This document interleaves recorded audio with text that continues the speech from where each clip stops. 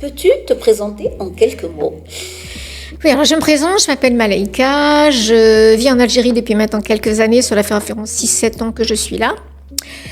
Et j'étais auparavant agent immobilier, j'avais une agence du réseau Orpi, une société de formation aussi, Coachimo, et une boîte de gestion locative.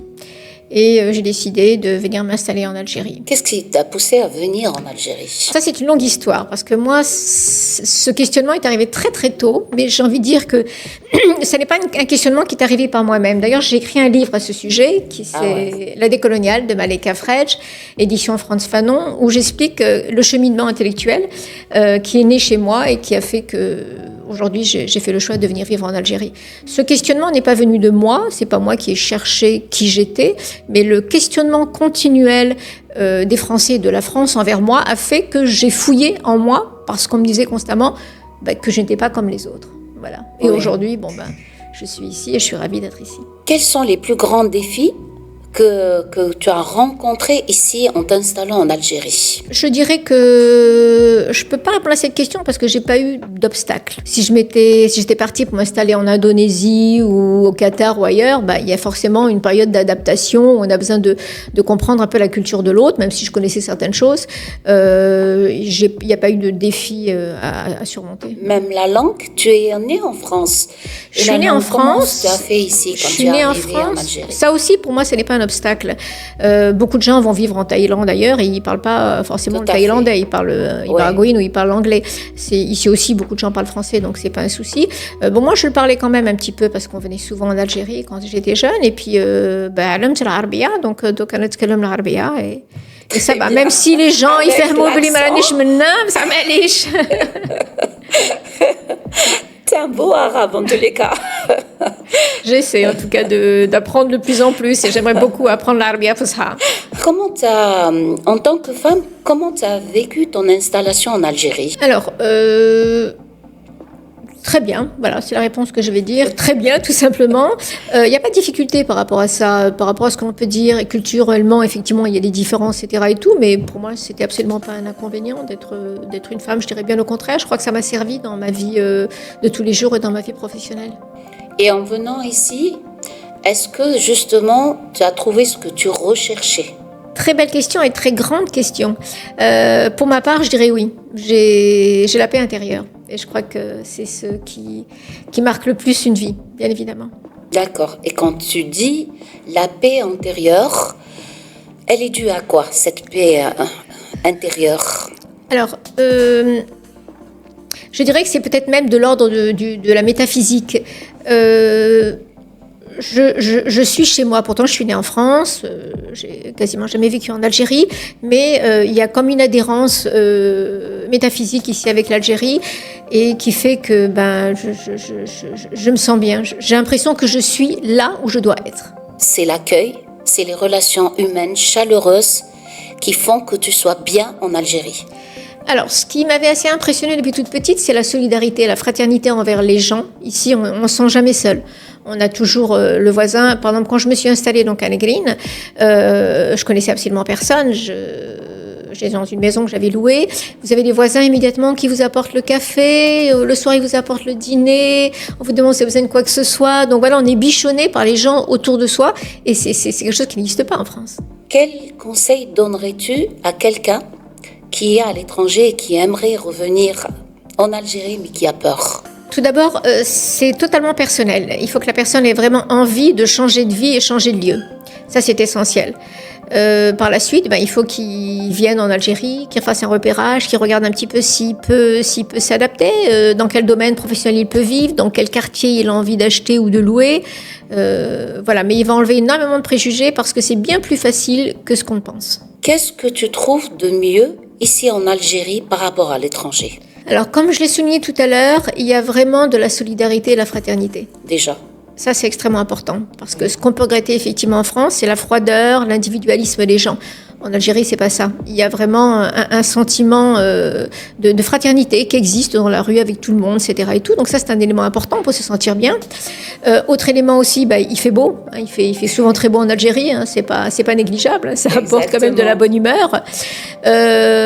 Autre chose aussi, étant donné que c'est un pays nouveau, eh bien, on peut faire plein de choses. Donc, si vous avez des bonnes idées, vous pouvez les réaliser ici plus facilement. Exactement. Et le stress que l'on connaît en France, quand on ouvre la boîte aux lettres, on a toujours peur des factures, des taxes qu'on doit payer. Il n'y a absolument pas ce stress, cette pression. Et ça apporte beaucoup dans la qualité de vie, bien évidemment. Oui. À l'inverse, qu'est-ce qui te manque? Alors, ce qui me manque, ça va faire sourire certains, c'est les viennoiseries françaises. Le bon croissant français, le chausson pomme, le pain au raisin. Oui, je ferme les yeux tellement j'aime ça.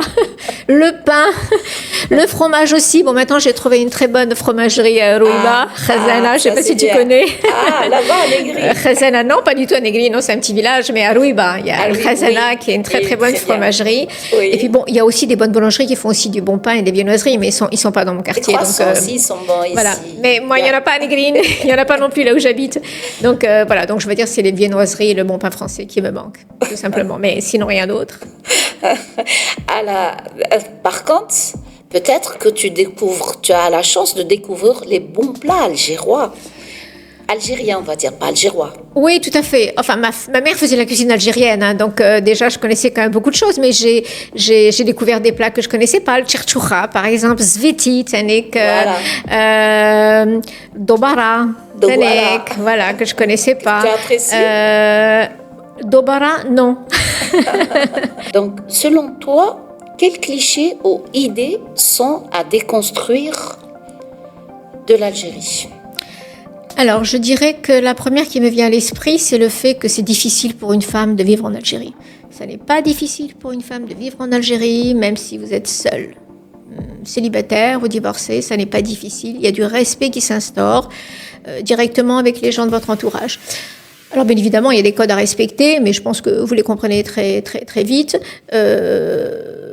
Voilà, je dirais que moi, j'ai pas eu de difficulté en tant que femme seule à vivre dans une maison, en plus dans un petit village. Voilà, non. Voilà. Et encore, là où tu es, c'est un petit village. C'est l'arrière-pays, oui, je suis dans l'arrière-pays, moi. Et c'est pas la grande ville. Non, du tout. Et là, tranquille, à l'aise. Complètement. Non. Même si je suis la seule femme qui met pas le voile, je suis extrêmement respectée. Tout le monde me salue. Non, absolument aucune difficulté par rapport à ça. Pourquoi, selon toi, la diaspora a un vrai rôle à jouer dans le futur de l'Algérie?